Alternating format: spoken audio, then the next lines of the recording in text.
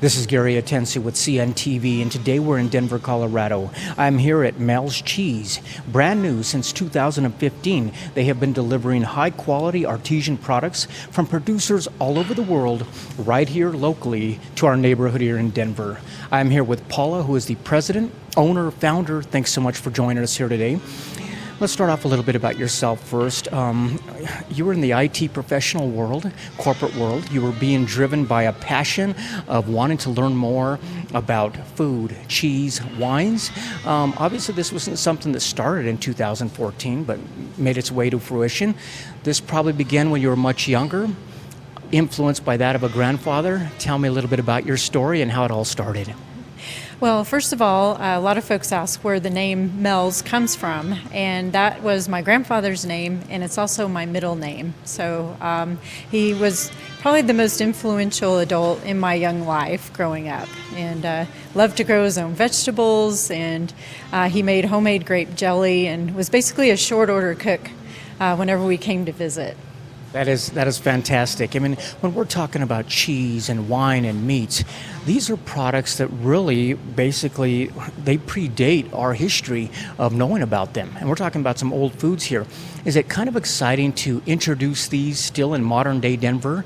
And is the fascination and love of that type of food still alive and well here? Yes, it is, and really that's what my passion is all about, is the history and the culture and all of that behind the products that we offer here, and that's what really got me into wine and cheese. They say all great things take time. Definitely what you're offering here, it's kind of like that. We're talking about aged wine, aged cheeses, even meats. Let's start off with cheese. For folks out there that don't even understand the process of how cheese is made, share with us a little bit how it comes to be here.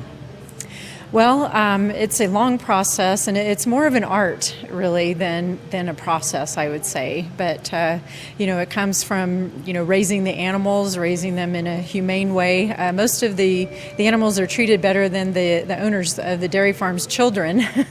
They live in very, very nice places and are fed well, and, happy animals make great products. So it starts really with the animals and the food that they eat and what they intake. And then it all starts the process of milking the animals, knowing what time of their season to do that, and then it goes into making the cheese, aging the cheese, and there's just so much that goes into that. You almost have to be a chemist, I think, to really do well. Like you said, it's not a science, definitely. We're talking about really an art of knowing when to do everything. Your desire was really to create a place where people would be able to try things maybe they've never tried before, and you are doing it. We're talking about, in the case here, 100 different types of cheeses, hard cheeses, soft cheeses, fresh cheeses, blue cheeses, just to name a few. Rattle off, if you will, some of the cheeses that we're going to be experiencing here in your shop. Some of the cheeses, well, like I said, they come from all over the world, as well as domestic. So some of our favorite domestic ones would be probably our Jasper Hill cloth-bound cheddar from Vermont. We have several Cowgirl Creamery cheeses here from California.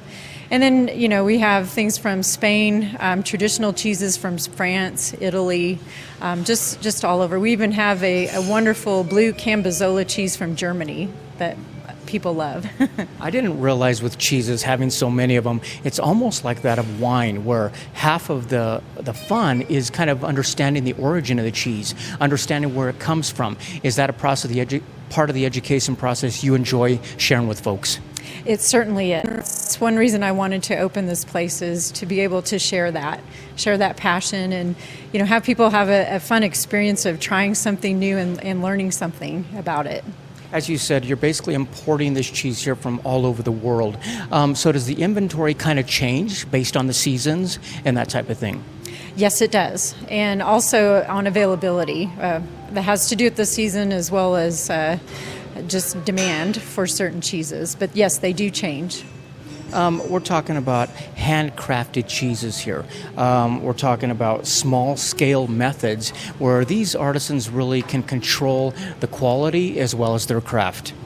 Yes, that's correct. And they are in it for love. It's a labor of love for them. It's not they're not into the big industrial processing type of cheeses making a lot of money. Most of them don't make a lot of money. They do this because they love what they do. Kind of like yourself, basically, it was an enjoyment, a love of food. You took your time getting educated all the way from New York, now here to Colorado. Now that you learned all about this, is it enjoyable sharing with some of your knowledge with folks that are able to sit here? It is. It really is. And actually, it's fun to learn from them, too. So many people have traveled all around the world and tried different things, and it's fun to hear, for me to learn from them as well. As the name might imply, cheese is all you do, but that's obviously not the case. I mean, we're talking about cured meats. Share with me a little bit why that was important to add to the menu. Well, cheese and meat go well together, and also there's a lot of producers, say in Italy, that take the whey from the cheese that they make, the byproduct, and they feed that to the pigs, which in turn make amazing meat, and it's good for them, and it makes everything more sustainable. Excellent. I also see you've got hot sandwiches, cold sandwiches. What a great way to actually showcase some of this meat. So you can actually come in enjoy it right here, but you can also take it with you as well. Yes, that's correct. And so we encourage folks to come in. They can get anything they want to go. All of our cheese and meats are cut to order, so they can take that out, or they can have it on a sandwich or a cheese tray, along with a glass of wine or Colorado craft beer. I could basically see this is the kind of place where a snack can quickly become a meal. I mean, I see salads, I see bries, I see chips, dips, nut bowls. You guys pretty much have it covered when it comes to some finger food that is really delicious. Yes, and we tried to, source the most quality ingredients that we could and come up with things that would suit everyone's taste. Obviously, this pairing paradise wouldn't be complete without wine. Share with me, are you able to offer this by the glass and also by the bottle? Yeah, we offer over 25 wines by the glass and over 70 by the bottle. So much more selection by the bottle, but boy, we're talking over 24 just by the glass themselves. What are some of the wines that you have on stock for folks here? I imagine you can take care of anybody. Red wines, white wines, dessert wines? Yes, we have it all. Rosés, whites, sparkling, like as you mentioned, dessert wines, and I've tried to source things from different locations, different kinds of wines, so that we'll have a lot of different variety for people to choose from. I imagine your executive wine certification has come in handy now that you're actually picking out some of these wines for folks to try. Is it made it enjoyable for you? And like you said, it's an ongoing education when you get in this type of industry. It is, and really the education is by experience, a lot of it. Tastes are so subjective, and that's the whole fun of it, is getting to learn just by tasting and comparing notes with others. Obviously, we can talk all day about great product, great food, but this was a place about connecting with people. Share with me a little bit about the experience of when people walk in. Well, what we encourage folks to do is actually come to the case and taste our cheese. Everything's available for tasting, and I think that's what makes us unique, is the fact that if someone orders a meat and cheese tray, they come to the case, we'll taste them through and let them select what they want on their tray. And many folks enjoy bringing their glass of wine or beer up to the case and doing pairings right then while they're tasting. That is great. So instead of your typical pre-selected, here's what we've got for the day, you're really taking part in the actual selection for yourself and finding out what goes great with your palate. Yes, that's right. You have a fun industry to be in. Viewers, take a look at the bottom of the screen right there. What you're going to see is their website. First of all, on the website, take a look at basically a place that was inspired by a grandfather. You can take a look at the tab there where it'll explain the whole story of how this came to be. And you can also take a great look at the menu. Keep in mind, this is a menu that can kind of change. It's a rotating menu because of the fact that what's in supply, what seasons there are. We're talking about being imported from all across the world. You can also keep in touch with them there on Facebook as well. Check out the media tab. They've only been around here in the Denver neighborhood for a short period of time. They've already been written up. We were glad to come down here and be able to introduce them on television as well. This has to be a great place also to put together a nice party platter, or even possibly a gift basket where somebody can try a little bit of each. Is that something you provide? Yes, we have both party platters and gift baskets. What about somebody who actually wants to come in and have maybe a small party of some type? Are you doing any type of catering right here on the premises? We do. We host private events on Sundays and Mondays when we're regularly closed. But also for smaller parties, we have sectioned off part of the restaurant and hosted parties for folks. It's been a lot of fun. Wonderful. I mean, I love the decor, what you did here. It looks very Colorado, very rustic.